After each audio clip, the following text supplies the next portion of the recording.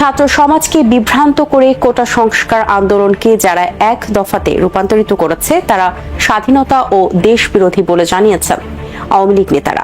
তারা বলেন, প্রধানমন্ত্রীর আলোচনার প্রস্তাব প্রত্যাখ্যান করে আন্দোলনের নামে যারা দেশকে অস্থিতিশীল করতে চায়, এখন থেকে যে কোনো মৃত্যু ও নাশকতার দায় তাদের নিতে হবে। সমস্ত অন্যায় শেকড় ধরে টান দিয়েছি আমরা, শেকড় শুদ্ধ উপড়ে ফেলতে চাই। দর্শক, গুরুত্বপূর্ণ ভিডিওতে আপনাকে স্বাগত। দর্শক, আজকের এই ভিডিওতে বেশ কয়েকটি গুরুত্বপূর্ণ ভিডিও ফুটেজ নিয়ে হাজির হয়েছি।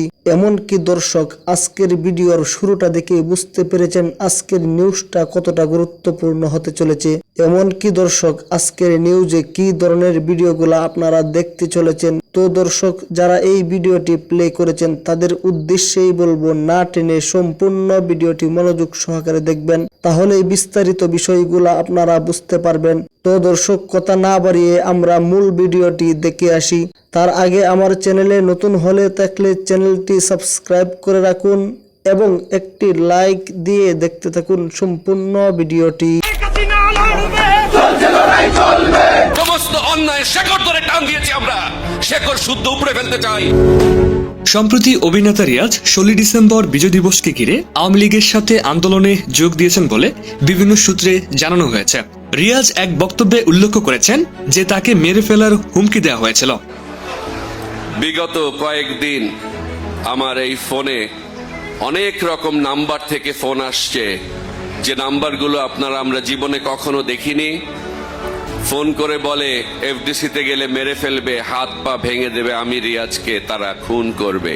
তিনি আরো জানান, এই দেশ কারো একক সম্পত্তি নয়, এটি সবার। এছাড়া তিনি আরো জানিয়েছেন, আওয়ামী লীগ যদি কোনো ভুল করে থাকে তাহলে তাদের আইনের আওতায় এনে বিচারের কাঠগড়ায় দাঁড় করানো হবে এবং সমন্বয়ক সাজিস আলমের কর্মকাণ্ডের সঠিক তদন্ত হওয়া প্রয়োজন বলে মত প্রকাশ করেছেন অভিনেতা রিয়াজ। অন্যদিকে সমন্বয়ক সাজিস আলমকে কেন্দ্র করে নানান অভিযোগ উঠেছে। কিছু ছাত্র ও জনতা অভিযোগ করছেন যে তিনি জনগণকে ব্যবহার করে একটি বড় রাজনৈতিক ভূমিকা নেওয়ার চেষ্টা করছেন। সাজিস আলম মানে বাংলাদেশ না।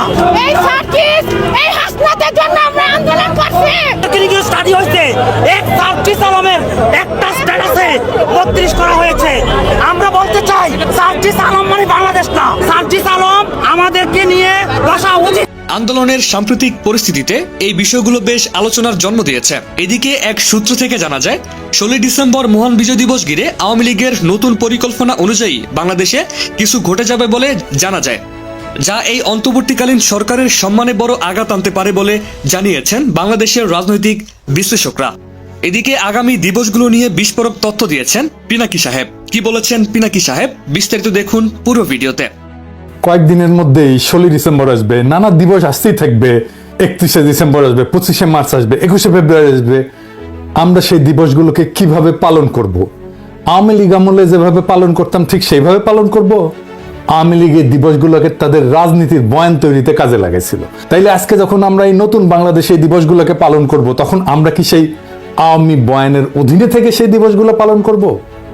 প্রশ্নগুলো খুব জরুরি, এর উত্তরগুলো জানার দরকার ছিল, উত্তরগুলো খোঁজার দরকার ছিল আমাদের বর্তমান সরকারের। কিন্তু তারা তো সেটা করবে না। তারা আওয়ামী বয়ান ভাঙার জন্য, আওয়ামী শাসনের উত্তরাধিকার থেকে বাংলাদেশকে মুক্ত করার জন্য, বিযুক্ত করার জন্য কিছুই করবে না। তারা ফারুকির সিনেমা উদ্বোধন করবে, প্রিমিয়ার শোতে যাবে, কারণ তারা আওয়ামী সংবিধানের অধীনে সেই পুরানো ব্যবস্থাকে বহাল রাখার চেষ্টা করে যাচ্ছে। আমাদের লড়াই আওয়ামী বয়ানকে ধ্বংস করে দেওয়া, জয় বাংলা করে দেওয়া। কেন আওয়ামী বয়ানকে ধ্বংস করা দরকার? আওয়ামী বয়ান একেবারে ধ্বংস না হইলে আওয়ামী লীগ নামে হোক বেনামে হোক আবার ফিরে আসবে। যে কোনো রাজনীতি টিকে থাকে তার বয়ানের উপরে, এবং এই রাজনৈতিক বয়ানের একটা উল্লেখযোগ্য অংশ হচ্ছে হিস্ট্রিগ্রাফি। আমাদের নতুন হিস্ট্রিগ্রাফি দরকার, যা আওয়ামী বয়ানকে ভেঙে নতুন হিস্ট্রিগ্রাফি, ইতিহাসের নতুন বয়ান তৈরি করবে। সেটাই আগামী দিনের রাজনীতি হয়ে উঠবে। নয়া রাজনীতি তৈরিতে নয়া হিস্ট্রিগ্রাফি তৈরি এটা গুরুত্বপূর্ণ, কারণ এইটা বিদ্যমান রাজনৈতিক সামাজিক কাঠামো ভাঙা এবং নতুন কাঠামো গঠনের জন্য একটা ভিত্তি সরবরাহ করে। কেন হিস্ট্রিগ্রাফি জরুরি, এটা আসেন আর একটু বিস্তারিত আলাপ করি।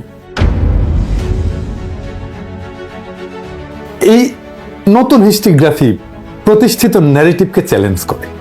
প্রচলিত ইতিহাস ক্ষমতাসীন শ্রেণী বা গোষ্ঠীর দৃষ্টিভঙ্গি থেকে লেখা হয়। আওয়ামী লীগের আমলে আওয়ামী লীগের ইতিহাস লেখা হয়েছিল আওয়ামী লীগের দৃষ্টিকোণ থেকে, এবং এই ইতিহাসে অনেকেই থাকছে উপেক্ষিত।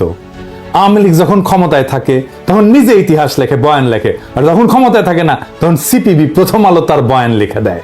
আওয়ামী আমলে যে গল্পগুলো উপেক্ষিত ছিল, নয়া হিস্ট্রিগ্রাফি, নয়া ইতিহাসের বয়ান, এই উপেক্ষিত গল্পগুলোকে তুলে ধইরা বিদ্যমান রাজনৈতিক বয়ানের সীমাবদ্ধগুলোকে চিহ্নিত করতে সাহায্য করে।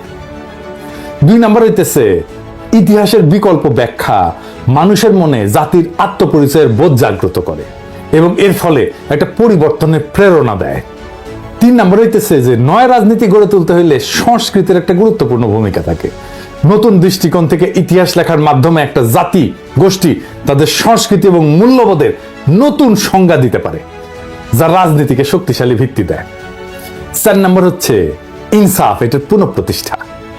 নয়া হিস্ট্রিগ্রাফি সামাজিক এবং ঐতিহাসিক অবিচারগুলোকে, বেহিংসাবিগুলোকে চিহ্নিত করে দেয়, দেখায় দেয় কোথায় কোথায় ভুল, এবং ইনসাফের ভিত্তিতে নতুন রাজনৈতিক সমাজ, রাজনৈতিক পরিসর তৈরির পথ দেখায়। এইটা ঐতিহাসিকভাবে মজলুম জনগোষ্ঠীর কণ্ঠস্বরকে প্রতিষ্ঠিত কইরা দেয়। 5 নম্বর হইতেছে ভবিষ্যতের দিশা নির্ধারণ। নয়া রাজনীতি শুধুমাত্র বর্তমান সমস্যাগুলোর সমাধান না, ভবিষ্যতের জন্য একটা পরিকল্পনাও বটে। একটা নয়া হিস্ট্রিগ্রাফি অতীতের ভুল এবং সাফল্য বিশ্লেষণ কইরা ভবিষ্যৎ রাজনীতির একটা পথচিত্র, একটা মানচিত্র, একটা পথরেখা তৈরি করতে সাহায্য করে। এবার আসেন আমরা 16 ডিসেম্বরকে নতুন আলোকে দেখি, নয়া হিস্ট্রিগ্রাফি রচনা করি। 16 ডিসেম্বরকে আমরা কোন লাইটে দেখব, কোন কোন জিনিস আমাদের 16 ডিসেম্বরের আওয়ামী বয়ানের মধ্যে উপস্থিত ছিল না, কোন কোন জিনিস লুকায় রাখা হয়েছিল, কোন কোন জিনিস আমাদের জানা দরকার, প্রশ্ন করা দরকার। আসেন সেই আলাপ শুরু করি। প্রথম প্রশ্ন, 16 ডিসেম্বর ঢাকা দখল করলো কে? বাংলাদেশ বাহিনী না ইন্ডিয়া? 16 ডিসেম্বরে অরোরার কাছে আত্মসমর্পণ করে নিয়াজি। 16 ডিসেম্বরকে বিজয় দিবস হিসেবে পালন করে ইন্ডিয়া। তাহলে বিজয়টা হলো কার?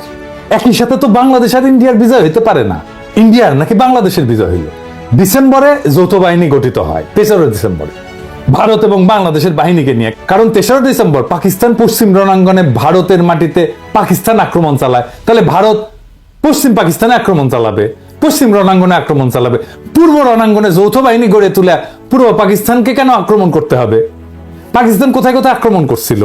ভারতের ভিতরে কাশ্মীর অঞ্চলে আক্রমণ করছিল, জম্মু এবং কাশ্মীরের সীমান্ত এলাকায় ভারী গোলাবর্ষণ করছে এবং সেনা আক্রমণ চালাইছিল।